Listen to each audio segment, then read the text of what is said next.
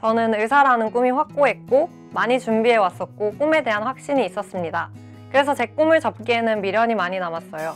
또 수능 당일에 평소 나오던 만큼의 점수가 나오지 않았기 때문에 스스로도 자괴감이 많이 들었어요.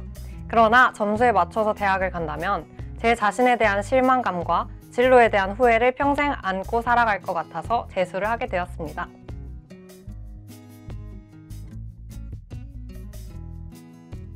저는 일단 의지력이 매우 약했고 실력을 쌓아서 점수를 올리고 싶었기 때문에 기숙학원을 최우선으로 고려했습니다. 또 학원 성적 커트라인과 학원의 분위기, 규모 대비 의대 진학 실적, 급식 등을 고려해서 정말 고심 끝에 강남와이퍼 의대관을 선택했습니다. 분위기는 물론 밤마다 분위기가 다를 수 있겠지만 타 학원에 비해서 전체적으로 공부하는 분위기의 학원이라고 생각합니다. 무엇보다 반 친구들과 함께 만든 반 분위기 덕분에 수능 전 막판 스퍼트를 달렸고 또 모두들 지쳐 있었던 마지막 일주일을 잘 견뎌냈다고 생각해요.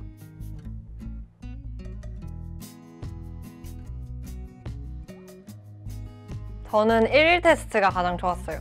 초반은 주로 기출문제에서 나오고 또 쉬운 문제 특집으로 나올 때도 있고 킬러나 고난도 문제 위주로 나오기도 하고 그래서 그때그때 시기별로 필요한 문제들을 선생님이 엄선해 주신다는 점이 가장 좋았습니다. 또 혼자서 매일매일 꾸준히 무언가를 한다는 게 쉬운 일이 아닌데 일과가 끝나기 30분 전부터 다 같이 보기 때문에 강제이지만 매일매일 할 수 있고 끝나고 숙소에 들어가기 전 잠시 친구들과 풀이나 문제에 대한 얘기도 할 수 있었어요. 오답 정리를 꼼꼼히 꾸준히 할 수 있는 학생이라면 약한 부분을 찾고 1년 동안 쌓이는 많은 문제에 대한 전략을 짤 수 있는 좋은 프로그램이라고 생각합니다. 아침 프린트 또한 과목별 최소 공부량을 유지하기에 정말 좋은 자료였습니다.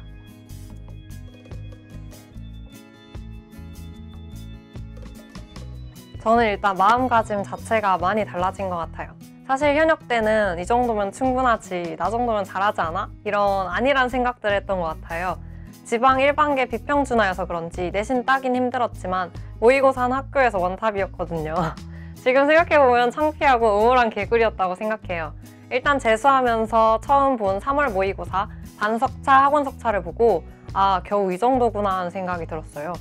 1년간 친구들과 동고동락하다 보니 노력이나 재능, 실력 면에서 엄청난 친구들이 정말 널리고 깔렸더라고요. 겸손함을 많이 얻었고 부족한 저는 더 노력해야겠다고 생각했죠.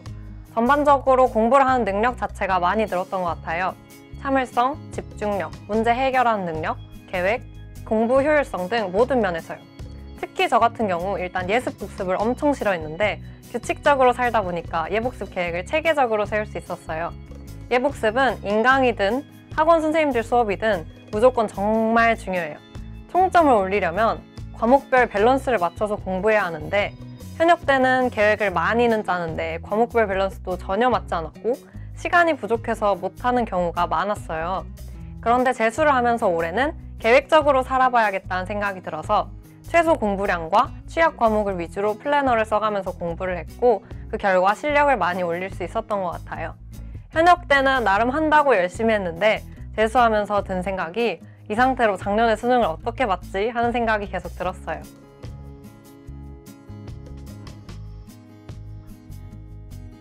저는 현역 때부터 재수하는 내내 수학이 저의 취약 과목이었기 때문에 공부 시간의 거의 70% 정도가 수학 공부 시간이었어요.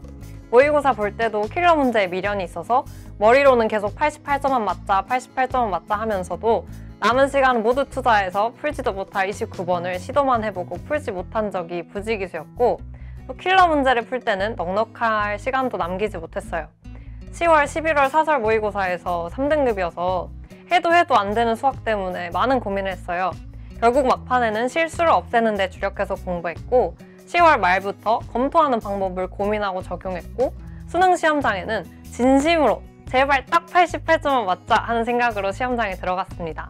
21번은 한 번도 읽어본 적도 없고 29번은 건드렸지만 풀어본 적이 없었던 제가 처음으로 수능 때 21번, 29번 문제를 풀어서 맞출 수 있었던 건 마지막 기출 공부와 킬러 문제 고민 때문이었다고 생각해요. 수능 한 달 전부터 기출문제를 계속 분석하고 풀이를 정교화하고 특히 어려워서 풀지 못했던 기출문제를 수능 전날까지도 계속 풀어보고 특히 이때 처음으로 제 힘으로 풀었던 킬러 문제들이 많아요. 그런 과정들이 많은 도움이 됐던 것 같아요. 시험 기간에는 시험 시간에는 읽지 못했거나 틀렸던 문제들도 설명을 다 들었기 때문에 당연히 맞출 거라고 생각했었는데 과외 준비를 한다고 생각하고 그 과정을 기술하다 보니까 중간에 막히는 부분이 생각보다 많았어요. 특히 제 힘으로 답을 낼 때까지 이 기간에만 5번도 넘게 풀어본 것도 있어요. 29번을 맞추겠다는 생각으로 어려운 기백 인간교재를 10월 말부터 10월 말까지 들었는데 한 문제 풀 때마다 기본으로 30분에서 1시간까지도 고민했었어요. 그런데 마지막에 결국 틀리곤 했던 기억이 아직도 생생해요. 막판에는 킬러 문제를 고민할 때 이게 정말 의미 없는 싸움이라는 생각이 자꾸만 들어서 내가 킬러 공부를 하는 이유는 그 구조, 개념, 오답 포인트 등이 쓰인 빅킬러를 맞추기 위해서다 라고 계속 되뇌면서 놓지 않으려고 노력했어요. 저는 실수를 정말 많이 했었기 때문에 실수를 줄이기 위해서 되게 많은 고민을 해봤어요. 일단 목차와 교과서 개념들을 숙지하고 목차를 바탕으로 오답을 정리하고 자주 틀리는 부분과 그 포인트를 숙지하려고 했어요. 아주 작은 연산 실수, 예를 들면 벡터 덧셈 뺄셈 할 때 열을 맞추어 쓰는 것부터 문제를 풀어나갈 때 막혔던 부분들을 완전히 제 것으로 만들려고 노력했던 것 같아요.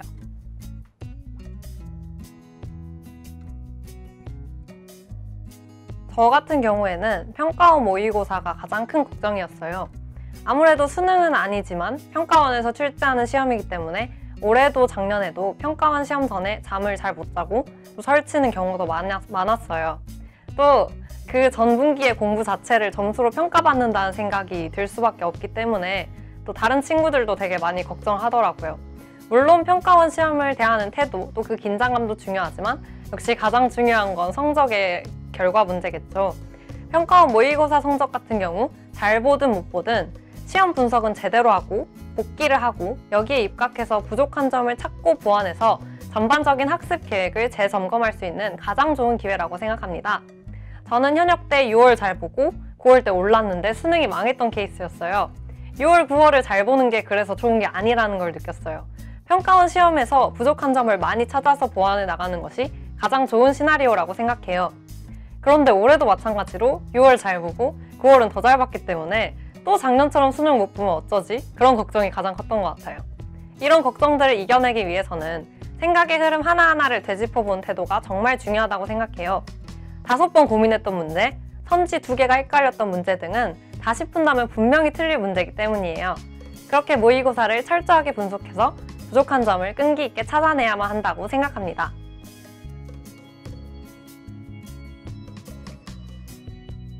자소서는 작년 자소서에서 보완하는 과정을 거친 후 제출했어요. 이 과정에서 학원에 계신 담임 선생님과 국어학과 선생님께서 도와주셨습니다. 외부에서는 컨설팅 받고 자기소개서 대리 작성하고 그런 친구들도 있다고 들었기 때문에 조금 불안하긴 했지만 자소서도 결국 학생부에 기재되어 있지 않은 내용을 보여주는 것이지 결국 제 자신을 있는 그대로 보여주는 게 중요하다고 생각했어요. 제가 학교 생활하면서 했던 다양한 노력들이 학교 생활부에는 딱 한 줄로 기재되어 있을 뿐이잖아요. 그 활동을 왜 하게 되었는지, 하면서 부딪혔던 문제들, 어떻게 해결했는지, 제가 얻은 것, 그리고 느낀 점을 위주로 작성했어요. 면접은 작년에 면접 준비를 하면서 생기부와 자소서를 분석해 주었던 자료들을 위주로 준비했어요. 그리고 예상 질문을 뽑아서 답변을 적어보고 면접이라고 생각하고 혼자 머릿속으로 시뮬레이션 해보는 정도로 준비했어요. 학원에서도 1시간 정도 면접에 임하는 태도와 자세에 대해서 수업을 해주셔서 그것도 들었는데 그 외 기타 면접 준비 학원 등은 다니지 않았어요. 있는 그대로 제 자신을 보여드리려고 노력했던 것 같아요.